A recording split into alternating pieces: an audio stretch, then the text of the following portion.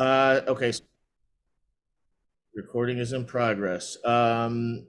So without further ado, I'd like to introduce Anthony Brower. He is an AIA LED fellow and adjunct lecturer. Anthony is the Director of Sustainable Design and Global Climate Action and Sustainability Practice Area Leader at Gensler in Los Angeles. Anthony's work has received more than 400 awards from various organizations and has been published in numerous periodicals. Far too many to get into right now because we only have about an hour. Professor Brower has been actively engaged in AIA, the AIA Large Firm Roundtable, code advocacy and partnership with the City of LA to decarbonize Los Angeles, contributing writer for Metropolis Magazine, and a fundraiser for various foundations over his career. We also have Miranda Gardiner. Miranda is an associate AIA and lead fellow. Is the immediate past chair of COAT and currently serves as the associate director of the AIA LA Board of Directors. She and Anthony have led the sustainability criteria for the design awards for the past 4 years and takes great pride in the amazing integration and transformation of the submissions from great practitioners like all of you on this call during this time. Miranda is the executive director for the Masons Climate Accord, a nonprofit focused on carbon neutrality and digital infrastructure, and holds her Master's of Architecture from University of Pennsylvania. The process today, thank you both for helping.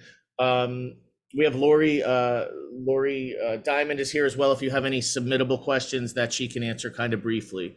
The process today, what I'd like you to do is just send your question in the chat. And what I'll do is I'll facilitate each question with Anthony and Miranda. And then if we have time, we could discuss any questions that we've received previously so everyone has a better understanding of the process. So with that, what I'll do is if you can, let me just have Anthony or Miranda. Anthony's done this before, about 3 years running. So if Anthony, you have any tips on how to ask the questions or what you need from our panel here or from everybody, we'd love to hear it. Right. So what we're gonna run through today is just a little bit more detail on the submission requirements related specifically to sustainability. We're not really going to talk about any of the overall design format or generic kind of submission requirements. This is really just about how we're talking about the sustainability requirements into the set. I've got a presentation deck that I can walk through. You guys can answer questions during, in the chat.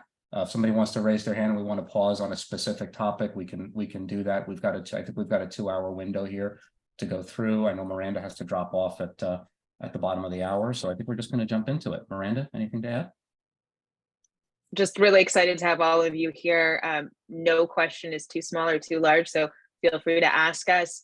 And of course, if there's anything we can follow up on, Lori and Mark and the AIA will help guide those questions. So continue to send them in if you don't get a chance to ask them today. Yes, and do Miranda, if you can maybe monitor the questions, because I just realized when I share screen, I lose access to seeing the chat. So to start off, let me get this out of the way. You guys don't need to see that. So design award requirements for the new 2023 cycle. Very quick agenda. We're going to go through the basic requirements. We're making 2030 signatory a requirement. It's been a requirement for the last couple of years. We're going to walk through that. There's developing an action plan. I put that on here because we're going to show how some of that is. Pieces of this are not required, and I'll get into exactly what is and isn't required. And then we'll finish off with kind of actually showing you some project submission documentation that you'll need to upload and both as data and as exhibits in Submittable. So to start off, Architecture 2030 started off as a nonprofit organization, which led to the 2030 challenge, which is issued by AIA. Issued by Architecture 2030, which then led to the AIA 2030 commitment, which is our tool through the AIA to track that challenge. And what we're now additionally doing, we're talking about what are the top 10 COAT measures to enhance our impact. So some of the submission basics. you need to be, the firm submitting needs to be a signatory to the AIA 2030 commitment. So all submitting firms are required to be a signatory just to be eligible to submit for built and/or next submissions. You also need to submit proof of your signatory status. You don't have to do any reporting yet. You just need to be a signatory as a core requirement. Once we get past that first requirement, now we're looking at what are the energy performance metrics. So for built projects, in order to be eligible for honor status, you have to give us your energy performance metrics. And I'll get into what that is. And it's mostly EUI and LPDs. If you don't have that data, you can still submit for an award. You are just no longer eligible for an honor. You're ceiling at merit or citation. So if you don't have those energy metrics, again, you can still submit. You just don't qualify for an honor award. The third category is one of these three requirements, either showing exceptional work in water conservation, embodied carbon, or lighting power reduction. So to walk through these quickly, we're looking for projects where landscaping must include only local planting without irrigation. We did have somebody ask the other day, hey, we are using only local plantings, but we have irrigation for those plantings. Does that qualify? The intent here and what we're trying to get at is we're trying to get to no irrigation on site. You know, local plantings are great, but if you're going to pick local plants that require constant water more than the average annual rainfall, that's really what we're looking for. If you can't meet the water conservation requirement, we're asking teams to do an embodied carbon study. So you have to perform a life cycle analysis to quantify the embodied carbon of building materials. We're also trying to think ahead. We know interiors projects could have a challenge going through this level of detail. So lighting power reduction is your third alternate. So if your lighting power reduction is more than 25% better than code, that's your third kind of, for lack of a better term, get out of jail free on one of these three requirements. New requirement this year, I kind of, jovially am calling this show me the money. We want to see a sustainability focused slide, a minimum of 1, a maximum of 3 that visually highlights the performance measures, either energy, water, or embodied carbon in your presentation deck. The intent here is we want to see that you're actually incorporating this as part of your conceptual driver for the project. Not, hey, I designed the project and how do I backdoor in some sustainability requirements in? We want to see that you guys are actually looking at this as concept drivers on projects. The second new requirement this year is we want you to highlight a minimum of 1 additional COAT top 10 measure. I'm going to pause here on this screen. There's a QR code. You can go to the AIA national website where you can find the AI's framework for design excellence, which are the COAT top 10 measures. You can easily just also search AIA COAT top 10 or AI's framework for design excellence. It'll take you right to that page. There's 10 categories there between integration, equity, ecosystems, discovery, economy, well-being, and change. The last 3 are energy, water, and resources, which are the 3 that we highlighted in the previous slide, talking about water conservation on the water side, materials is embodied carbon, lighting power reduction is on the lighting side, and it all connects to your performance metrics. If you want to use one of these 3, we are expecting that you are going to substantially exceed the requirements. So in order to qualify for an honor, for example, all you have to do is give us your EUI metrics. And if your EUI metrics show that you demonstrate and comply with code, there's nothing wrong with that. If you have to ask whether or not the project is substantially exceeding those 3 requirements, then you probably don't. You probably should look at one of the other 7.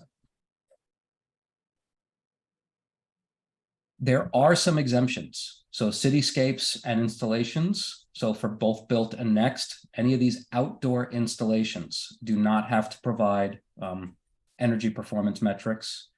For interiors, built projects, you're only providing lighting power density. You do not have to provide energy use intensity, which is more of a building metric. And if there's no conditioned space, so built projects without any conditioned space are exempt from metrics. and will be considered for honor status. Interestingly, we've had some project teams claim no condition space where there actually was. We will notice those things, and I have seen the jury frown upon that. We're looking for honesty and accountability and integrity in your submissions. Who has to be a signatory? So all the submitting firms need to be a signatory of the 2030 commitment. This is something we're just trying to promote, the national program. And when we say all, we do mean all. So if your project that you're submitting has an associate architect, a design architect, an architect of record, every design firm needs to be a signatory of the 2030 commitment. Your engineers do not have to, your landscape architects do not have to, any of your design firms, if you're more than one design firm, everyone needs to be a signatory in order for that project to be eligible for submission. Becoming a signatory is actually one of the easiest parts of this entire process. So you're just going to go to the AIA 2030 website. You can navigate towards the AIA 2030 commitment. You sign up to be a signatory. There's a commitment letter that you're going to sign to. You're going to create your own statement of intent and commitment letter. After you kind of create a personal account, there's a link right here. We'll share this. This should be an active link. I may have to re-PDF this so Mark can share it with everybody. But there is a process to create a firm account. You're going to create, or once you create the firm profile, multiple users are able to link to that, which is why it's a separate step from the AIA's how-to video. So there's a how-to video here. Again, we'll share this link. And then you're going to create your commitment letter. AIA actually gives you a template to start with. So you'll have that, you'll upload that and all of that. And then once you do follow those 3 steps, you will be a signatory to the 2030 commitment. Once you're a signatory, you will have this screen. This screen is one of the exhibits that we're expecting you to upload. We want to see this as a proof statement that you are a signatory to the 2030 commitment. It's going to give your company information, your company type, who your point of contact is. What you're not seeing on here, there's a unique company code. You're more than welcome to mask that out. We don't need you to share confidential information. It'll say when you're a signatory since. It'll show a link to your commitment letter. We do not need you to give us a copy of the commitment letter. We just want to see that it's uploaded here. Do not send us a copy of the commitment letter. Sending us this exhibit is more than enough. Also, the sustainability action plan. You do not have to do an action plan right now. I can't remember if it's on the next page. So the sustainability is not, the action plan is not required for design award submissions. Signatories are actually asked to document their personal or their firm's action plan within 6 months of joining. Some companies have something like this on hand. Others need to may need to create it from scratch. Here, when we share this presentation, there's actually AIA has a resource and a link to creating your unique action plan for your organization. Again, we provide this as just information. You do not need to do this for the design award submission. One of your last steps is you have to report any project that you're submitting for a design award to the Design Data Exchange. Like I highlight here, this may look like nothing more than just data tracking, but we all know you can't improve what you're doing, what you don't measure. Only built projects are required to submit proof of a DDX or Design Data Exchange upload. And this is what that upload looks like. It gives some very basics. Project name, you can use your own, like this is Gensler's project numbering system. It highlights what office, what office it comes out of. If you have multiple offices, the project status, whether it's complete or in progress, some basics about project information, and then it lists what is the baseline and what is the target, and what is the predicted EUI. Predicted EUI is what you designed for the project. If this was just an interiors project, it would show the lighting power density metrics instead. So this is an example of an exhibit for the specific project that you would upload. To walk through some very basics on the performance metrics we're looking for. So for buildings, we're looking for energy use intensity. Energy use intensity is nothing more than the total energy needed to operate the building divided by its total conditioned square feet. So for this example, a 50,000 square foot building that consumes 7.5 million kBTUs of energy a year would have an EUI of 150. If that's 7.5 million divided by the 50,000 gives you 150. Now you should be reaching out to your engineer for these metrics, and you have to be very specific with them. We do not want the Title 24 numbers. We do not, because those are time dependent valuation, and that kind of really explodes these numbers. We're looking for raw EUI. So we're not looking for time dependent valuation, which incorporates the cost of energy. This is just raw energy numbers.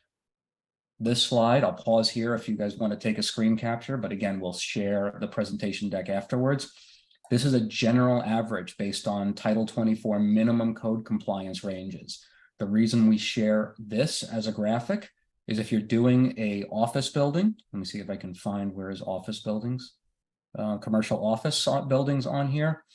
Your typical office building that has a raw EUI metric that demonstrates compliance with code is going to fall somewhere in the 33 to 60 kBTU per square foot per year range. You can be a little higher that number. You can absolutely be lower than that number. We share this because if you reach out to your engineer and say, oh yeah, the EUI is 270 for a commercial office, what that might tell you is they're giving you time dependent valuation, and we need to back out the raw EUI value. Lighting power density, I think, is even easier for us as an industry to understand. It's the total wattage, it's the total lamp wattage of all of the lamps on a particular floor divided by the total square footage. If you've got multiple floors, then it's just the same calculation across the entire project area. So this example, there's two different ways to calculate lighting power density. You can do a whole building, which is just, I've got a 100,000 square foot office, I've got 100 watts, my lighting power density is 1.1 watt per square foot. If you have a large project, you likely have a lighting designer who is going to go through this in a space by space format. And space by space just means you're allowed half a watt per square foot in corridors. You're allowed more than that, 1.3 watts in conference rooms and 1.1 in open office. So there's 30 or 40 different space types, and you kind of bring all of that together. It actually gives you a little bit more leniency on the amount of wattage that you can install on a project. So the same project, both are code compliant. The project on the right using the space by space gets another 0.04 watts per square foot. So for interiors, there's different uses, have different space, have different requirements. For parking, you're only looking at 0.13 watts a square foot. Office, you're looking at 0.65 to 0.75. Grocery is 0.95. So these are just some guidelines for you. You're going to use whatever code you're using for the project as your baseline, and then you're going to show us what your performance, what you designed it to, how much better than code did you achieve.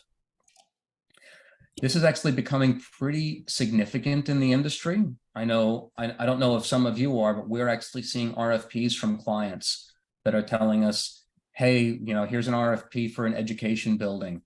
Our goal is no more than 35 kBTU per square foot per year for our project. And when you submit your response, when you submit your proposal, we don't want to see projects that are in excess of 35 kBTU per square foot per year. Our clients have actually told us, if you don't have projects that meet this threshold, you don't qualify to bid on our project. If you don't know what your metrics are, you also don't qualify to bid on our project. This is becoming a game changer in the industry, and it's very important that you start tracking your metrics so you can start demonstrating this when clients start asking for this, because it's happening at the RFP stage. Getting close to the end here. We're gonna finish off before Miranda even has to jump. Some myths and some facts here. This takes too much time. It actually doesn't take any, no more than 30 minutes. You'll probably spend more time waiting for your engineer to respond with EUI data than it will to just take for a little bit of outreach to ask them. It doesn't require a lot of resources. This program, AIA's program, is free. There's a network of peers to kind of help you along. If you're concerned that you have poor performing projects in your portfolio, AIA's tool is their data is aggregated and anonymous. You know, Gensler submits more than 8,000 projects a year. We touch up, 1.5 billion square feet. We submit every single project that we touch through AIA, and we have confidential projects. You can submit confidential projects through AIA in a completely anonymous fashion. You also do not have to achieve the AIA 2030 target. Making progress is much more important than meeting the target. Right now, the target for AIA for interiors is 25% better than code for lighting, and their baseline is ASHRAE 2007. Just designing in California gets you 25% better than the ASHRAE 07 code. And for EUI, you do not have to meet an 80% better than CBEX 2003, which is a 20-year-old benchmark. Most projects in California, if you're doing it in California, you're already 60 to 65% better than that CBEX standard. But you do not have to hit the 80% threshold. Again, making progress is more important than meeting those targets. Your project also does not have to be complete to submit it through the DDX exchange. It's actually very desirable to say, hey, I'm starting a project today. Here's my project parameters, here's my square footage, here's my use, here's my location. The 2030 challenge will give you a target to set so that you actually have something to work towards. And then as you progress in phase, you can actually update with real-time information.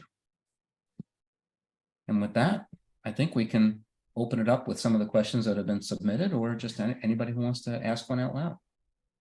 So Anthony, I've been trying to answer some of them as we go along here. Hopefully your slides and your commentary have answered them. One of the first ones, though, just to confirm this, was submission requirements indicate the design award entries will need to provide energy metrics to be eligible for an honor award. Does this mean next LA projects are exempt from this? Yes, next LA projects do not have to submit the energy performance metrics. That's correct. Yep, so confirming that. Another question that came in right now too was, our firm is already a signatory. How do we submit evidence? This was your slide where you show the screenshot of it, not the commitment letter, correct? Yes. Correct. And then the last question that I'm seeing, actually, there might be another one. Well, Miranda, so Mhm. find out who owns your firm's DDX account, and you just ask them to log in and give you a screen capture of this page. Perfect. Thank you for clarifying that. We had another question about international firms that they've partnered with. Are they required to sign the AIA 2030 commitment? My note was, depending on their role, all design firms do need to be a signatory. Engineering, other partners do not. I don't know if you have something additional to add to that one. If that's actually a really good question. If you have an international firm that has zero presence in the US, I would not expect that design firm to become a signatory of our AIA program. If they do have an office in the US, I would say yes. It's an interesting gray line, but I appreciate the question. Great. That is actually, there is a question about wondering why some of the AIA programs require the Common App and why some don't. I will try and answer this quickly and then hand off to Anthony, as I do need to run to another meeting. I apologize. We found a couple years ago that the Common App was actually creating more churn and not the results that we were looking for in terms of deciding the awards and the criteria that we were doing. So which is why we pulled back from using it until it became a much more universal and user-friendly application for our jurors to review, as well as the submission for the design awards. Right now, there's, again, a kind of a back and forth, and we do see this depending on if it's a state level or a national level of how to submit. We also wanted to make sure that we were scaling appropriately too. The inclusion of sustainability criteria, as noted, has been about 4 or 5 years in the design awards. Right now, it was separate, and that's where the Common App came in, because it was addressing all of those measures. We are now moving in a cycle of adding additional requirements year after year to increase the stringency, but also to get people more and more familiar with how these measures should be integrated into their design rather than just the checkbox exercise. Anthony, I don't know, again, do you have additional insights into that one? That's exactly the intent of doing this. We were trying to simplify it. We found a lot of people were overwhelmed with the Common App. It's just too much. So we just scale. We created our own system and pulled it back to just allowing you to focus on the things that we want without kind of all of the other noise, because there is a lot in the Common App. Yeah. There's a question coming through from Alex. I'm going to ask it, and then, as I said, I have to jump. Thank you all so much. And Anthony, thank you for spearheading this effort. Where do we sign the statement of eligibility? Statement of, you will find that in the once you log into and create account with the 2030 commitment, you will find everything you need online. I don't have a I don't have a better answer for you than that, because I could log into my 2030 account, but the challenge there is that's a window you only see as a new signatory. So I can't even show it to you. Okay, Anthony, we have, there's another question here. What exactly is meant by COAT top 10 measures? The top 10, I'm sorry, the 10 categories, integration, community, energy, etc., or specific strategies that fall within those categories. You may have touched on it earlier, but that's the question there. I did, and let me do apologize. No, don't apologize. For my Let's see, I'm going to share my screen with everyone. And we're going to do this on the fly right now. So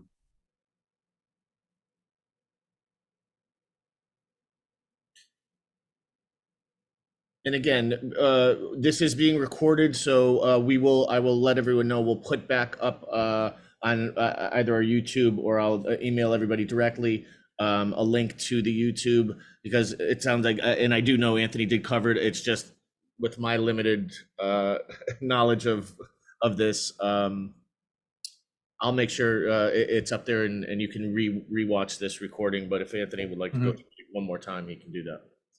Right. So this is, if you go to the AIA resources, you could actually it's just this framework for design excellence. And there was a QR code earlier in the presentation. I'm going to minimize this so get out of the way. So this is the framework for design excellence, which is what the COAT top 10 measures are built on. So here is design for integration. We can talk about design for integration. You can click into each of these links. It gives you details on what design for integration is about. There's design for equitable communities, ecosystems, water, economy, resources, well-being, energy, change, and discovery. So in order to qualify for a national COAT award, you have to kind of touch on every one of these categories. We're asking that you look through this and see how your project contributed to just one of these 10 categories. And again, 3 of these categories is already metrics you're giving us. So if you're going to use one of the 3 existing, we just ask that you kind of look, how are you doubling down on some of that? Okay. All right. This is the page, that QR code earlier in the presentation will take you to.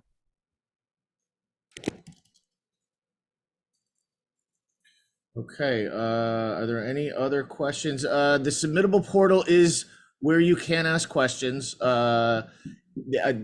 I have to apologize for the monitoring of it. We thought I was getting emails, and I was not. So we've since, as of this morning, realized, and I will be notified each time a question does come in. If anyone has any additional questions now, you can certainly ask them. But as I had said, this is being recorded. If you have any other questions at all, I will put, you can go to the submittable portal, or you can email me directly at marc, M-A-R-C, at aialosangeles.org with any questions. If they are related to the 2030 agreement, I will certainly pass those off to Anthony and Miranda, and they can help me with that. If it has anything to do with other submitting questions, we can answer those ourselves. So I do see another question. So Christian, thank you so much for that. We are seeing a lot of students submitting questions, submitting for awards. We love this. We're trying to figure out what the vehicle for a student award is right now. I'm going to try to very blanketly answer your question. And if you're working for a firm, then I would suggest, how do you encourage your current firm that you're working with to become a signatory? If you're still a student, I have no problem waiving the signatory requirements for students in the next LA. We're actually behind the scenes trying to figure out how do we create a special category for student awards, because I think it would just be absolutely amazing to have students coming out of school already having design awards under their belt. It'd be great for you guys' resume. I don't know, does that answer your question? Do you have anything you want to clarify on that, Christian, or ask more? And No. oh, I'm sorry, go ahead, Christian. No, that answers it. Yeah, I was just wondering, because I know one of my other classmates is submitting some work as well. And we were just confused about the whole company aspect of it. But if it's waived, should we reach out or reach out? Mark, let's try to pivot really quickly on this. Reach out directly to Mark and start to facilitate that. We're trying to figure out how we can do it, and we want to. I think asking you as an individual, you can't become a signatory as an individual. It only happens at the organization level. So we don't want to have that be a hamstring to get you into the program. Hi, everybody. I'm Christy Litton. I'm actually one of the chairs of this event. Christian and any other students, we have noted when a student has submitted a project to the Design Awards, and it kind of moves into a separate category where we're already considering, there's a mechanism in place where we will waive the signatory kind of, checking that box if you are, a current student and not with the firm. That's Okay. all. Thank you. Yeah. Thank you for submitting, by the way, and your friend too. If I could just interject, just to so that the recording does pick it up. Christian's question was, I'm a student submitting a project for the next LA category. Since this project was done individually, do I need to make a company page in order to sign the 2030 commitment, or is the 2030 commitment only expected for firms? So Anthony and Christy have answered that and given a great answer for that. So yeah. We have another question. While the action plans are not required at this moment, how does AIA judge the quality of the action plans? You know what? Gensler submitted our action plan back in 2006, 2009. We haven't updated it since then, and I keep saying we need an update. I can't recall anybody ever being questioned. Like, the AIA is not trying to tell everybody how they should be executing sustainability or creating their own action plan around this. I think that the intent is they want to see that you've just stopped and thought about it. I don't think there's any judging of the action plans. Okay, thank you. Anyone else have anything at this time? Again, if you think of something after this, after the Q&A, please feel free to shoot me an email at marc@aialosangeles.org.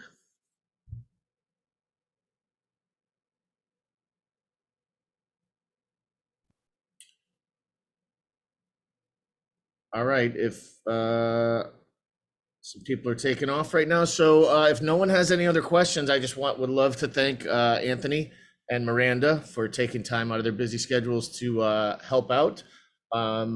We will certainly be in constant contact with them with any other questions that you may have. Thank you, Christy, for attending. We appreciate it as the chair of the Design Awards this year.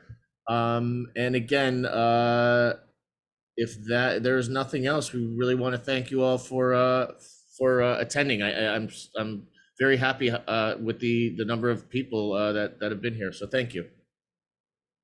Thanks so much, everyone. Have a great weekend. Take care.